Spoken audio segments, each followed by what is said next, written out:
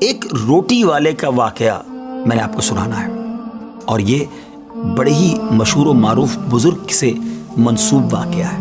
حضرت ابو بردہ رضی اللہ تعالیٰ عنہ راوی ہیں کہ حضرت ابو موسیٰ اشعری رضی اللہ تعالیٰ عنہ کی جب وفات کا وقت قریب آیا تو انہوں نے اپنے بیٹوں سے کہا کہ اے بیٹو، روٹی والے کو یاد رکھنا۔ پھر یہ واقعہ خود ہی بیان کیا کہ وہ روٹی والا کون تھا۔ آپ نے کہا کہ ایک شخص تھا جس نے 70 سال اللہ کی عبادت کی، بڑی عبادت کی، مگر 70 سال بعد جب وہ باہر آیا تو شیطان نے اس کو بہکایا اور وہ ایک عورت کے فتنے میں مبتلا ہو گیا۔ 7 دن اور 7 راتیں وہ اس عورت کے ساتھ رہا، غلط کام ہو گئے۔ اب اس کو پھر شرمندگی ہوئی کہ یہ میں نے کیا کیا، 70 سال عبادت کی اور یہ 7 دن اور 7 راتیں میں نے گناہ میں گزار دی۔ بڑا شرمندہ، بڑا نادم، قدم قدم پر سجدے کرتا جاتا، توبہ کرتا جاتا۔ اب چلتے چلتے چلتے ایک مسافر خانے میں پہنچا تو وہاں 12 مسکین لوگ پڑے ہوئے تھے، لیٹے ہوئے تھے۔ اس نے بھی جگہ بنائی اور ان کے درمیان جا کر خود بھی گر کر سو گیا۔ اب رات میں ایک شخص آیا جو ان کو کھانا دیا کرتا تھا، روٹی دیا کرتا تھا۔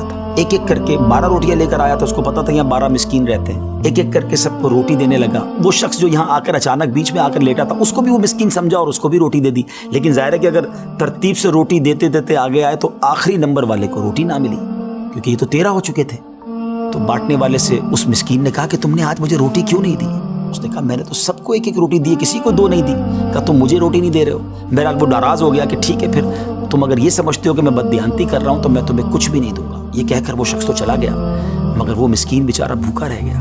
اب وہ شخص جس نے ابھی توبہ کی تھی، پہلے 70 سال کی عبادت بھی کی ہوئی تھی، اس کو خیال آیا کہ میری وجہ سے اس مسکین کو روٹی نہیں ملی ہے۔ بھوک اسے بھی بڑی تھی، مگر اس نے وہ روٹی اسے دے دی۔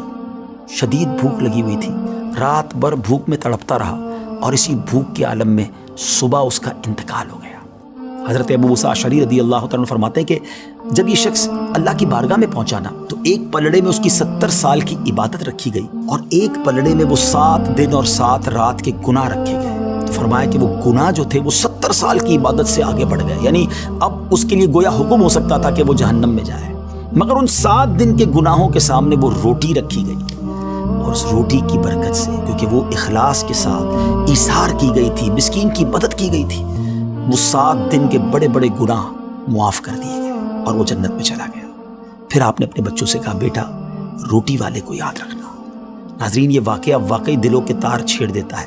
2 باتیں سیکھنی ہے کہ بعض اوقات کچھ لوگ کہتے ہیں یار میں نہیں بہک سکتا، میں تو بڑے اچھے ماحول میں ہوں۔ نہیں جناب، شیطان نے بڑوں کو بہکا دیا ہے۔ ہمیں اپنی صحبتیں اچھی کرنی ہوں گی، اللہ کریم سے شیطان کے مقابلے میں پناہ مانگنی ہوگی اور اپنے آپ سے ڈرتے رہنا ہوگا کہ نہیں میں بھی گناہوں میں مبتلا ہو سکتا ہوں، مجھ سے بھی کوئی بڑا گناہ کہیں نہ ہو جائے۔ توبہ کرتے رہیں، ڈرتے رہیں، خوف رکھیں اور اچھی صحبت اپنائیں۔